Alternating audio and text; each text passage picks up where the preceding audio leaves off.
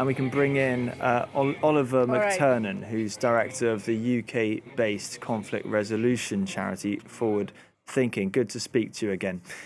So just looking at these scenes as we are, how critical is it that today goes to plan?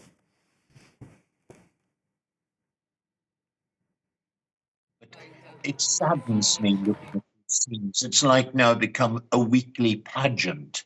And what we're seeing behind all of this pomp and ceremony, people who have suffered and people who are suffering, the families and of the hostages, and what I keep coming back to more so, the 2.3 million people in Gaza living in a nightmare.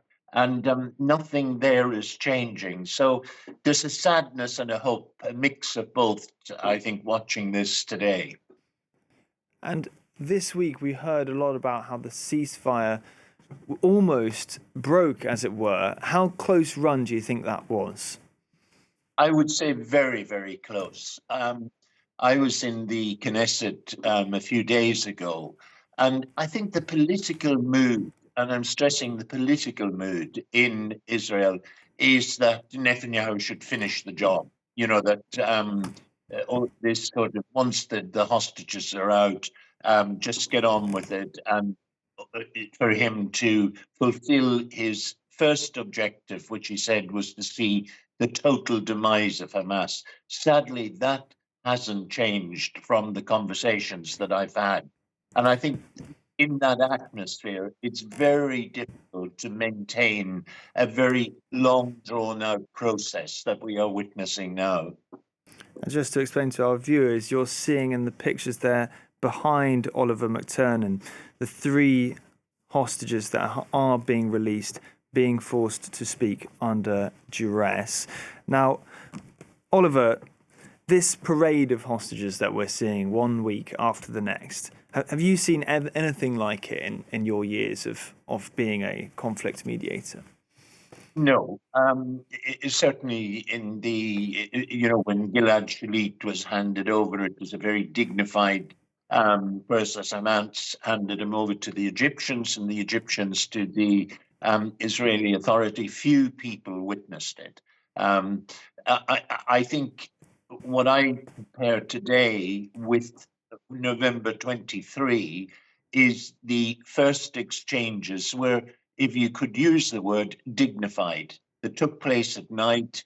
There was a shaking of hands, there was a sharing of coffee, and the hostages left. It was a much more dignified process. I think what we're witnessing now, sadly, and I think it is a sad scene, we're witnessing a demonstration of defiance after 15 months of war, of devastation.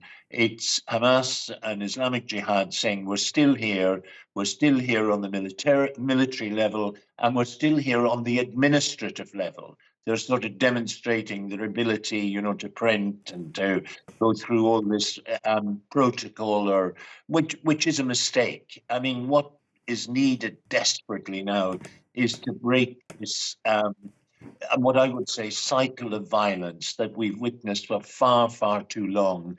And I fear unless there is a determined effort to address the core of this problem, occupation, I think we will still see, whether Donald Trump takes over Gaza, rebuilds it as a Riviera, we will still see the cycle of violence, because the core of the problem, the grievance of occupation, has not been addressed.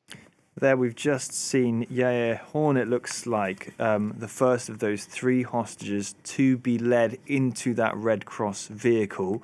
The next 2 are going to be making their way off the stage next. And then, of course, that convoy will make its way into Israel. As that happens, Oliver McTernan, let's focus on Trump's comments in particular. They have been presumably very destabilizing for the ceasefire process as well. Yes. I think what we're witnessing now is that threats don't work.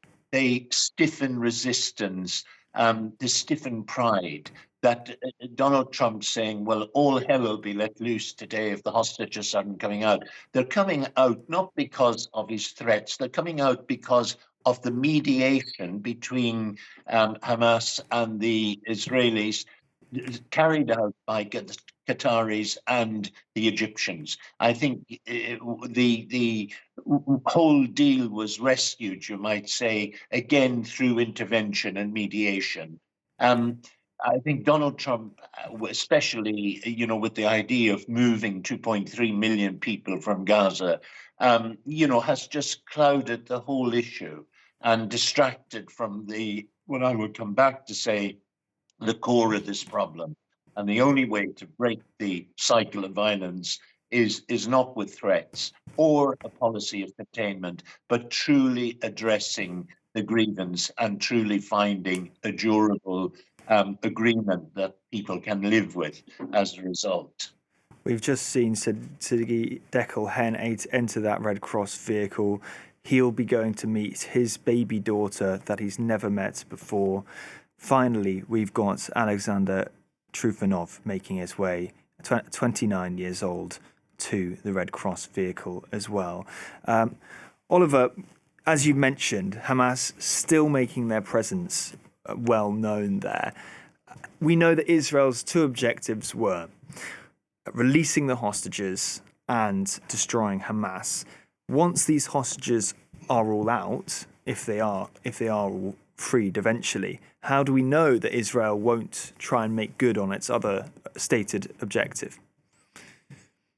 Well, I fear if they resume the war, and as I say, there is a mood for that very much cross-party in the Knesset. If they resume the war, I think it'll be a tragic mistake because more lives will be lost, and with no solution at the end, other than at the end of the day, people will have to sit at the table and negotiate a solution. What strikes me about these pictures today is the hostages, at least on a superficial level, look in a much better condition than those we saw released last week. And for me, I think that illustrates the point that right from the beginning, Hamas have been saying, look, in order to be able to get the hostages together, we need a ceasefire. Last week's hostages, I would suspect from the condition they were in, were probably held in tunnels in northern Gaza, where there was no real food supply for a long, long period. Whereas where these were held, it's obvious there was more access to food and they were able to be fed.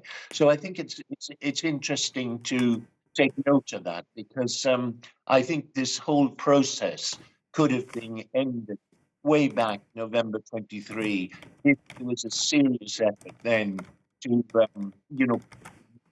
mediation, negotiation as the prime target and not this double objective that Netanyahu had, the demise of Hamas and the negotiation or the release of the hostages. All along the last 15 months, through bombardment and the destruction of Gaza, I think they've made the task of the negotiators almost impossible. I'm amazed that we are seeing what we're seeing today. Oliver McTernan from Forward. Thank you very much for your insight at this critical time. Thank you.